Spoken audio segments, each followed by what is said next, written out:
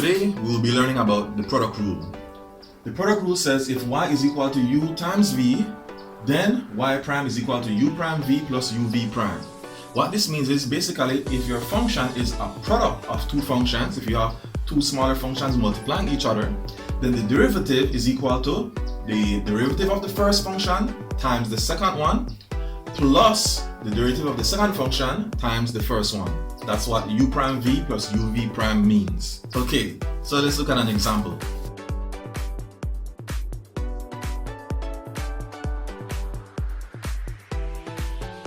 So let's say we are to differentiate y equals to 3x plus 7 times x cubed minus 2.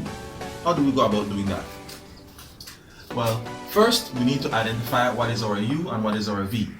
Here, that is rather easy because in brackets it's 3x plus 7 being multiplied by x cubed minus 2.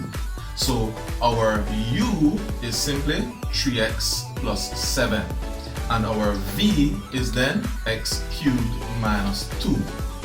So we differentiate u with respect to x. So the derivative of 3x plus 7 is simply 3. And we differentiate v. The derivative of x cubed minus 2 is 3x squared. So our derivative y prime is equal to u prime v plus u v prime. So when we look at this, we have to multiply the u prime times v and we add that to the u times v prime. So basically, if you have it laid out in this format, you're just cross multiplying those.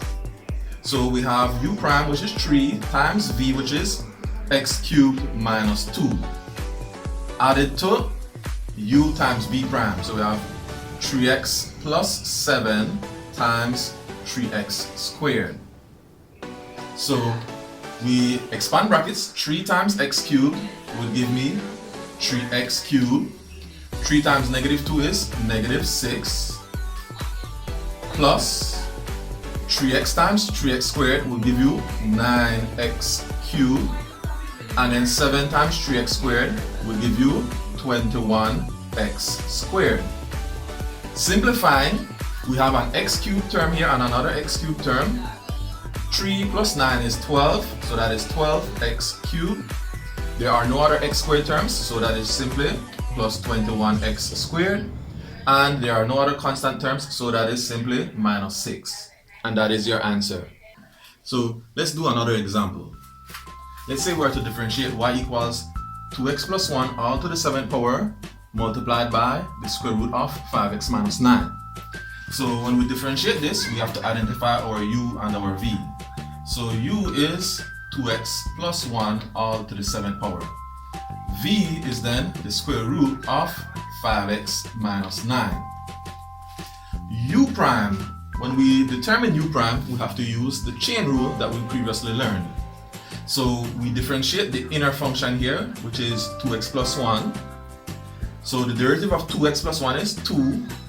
And then we differentiate the outer function. If you have something to the 7th power, you multiply times 7. So the derivative of 2x plus 1, which is 2, will be multiplied times 7. So 2 times 7 gives us 14. And then we subtract 1 from the power. So we will have 2x plus 1 all to the 6th power. V prime. This is the square root of 5x minus 9. So we have to differentiate the inner function and then differentiate the outer function and multiply those. So the derivative of 5x minus 9 is just 5. When we look at the outer function, it's square root, which is also to the 1/2 power. So since the power is 1/2, we have to multiply that times the derivative of the inner function, which was 5. So we will have 5 over 2. And then we differentiate the outer function by subtracting 1 from the power. So 1/2 take away 1 is negative 1/2. Since it's a negative 1/2 power, that means it is actually in the denominator. And since it is a half power, that means it actually is square root. So in the denominator, we have the square root of 5x minus 9. So now our derivative y prime is u prime v plus uv prime. So we take the 14 times the 2x plus 1 power all to the 6th and we multiply that times the square root of 5x minus 9. To that we will add u times v prime. So we have the 2x plus 1 to the 7th power multiplied times 5 over 2 times the square root of 5x minus 9. Now we can simplify this expression a little bit by factorizing common terms. If we look at it, this first term here has a product. If we look at it, this first term here has a factor of 2x plus 1 all to the 6th power. That second term has 2x plus 1 all to the 7th power. So what they have in common is indeed 2x plus 1 all to the 6th power. And so in brackets, you will then have 14 times the square root of 5x minus 9. From this second term here now, what is left if we factor out 2x plus 1 to the 6th power? Well, we have another 2x plus 1, and that is actually being multiplied by 5. So we have 5 times 2x plus 1, and that is over 2 times the square root of 5x minus 9. Now, when you look at this, you might want to say, but two of them also have 5x minus 9 under the square root sign. So you could factor those. But no, they don't, right?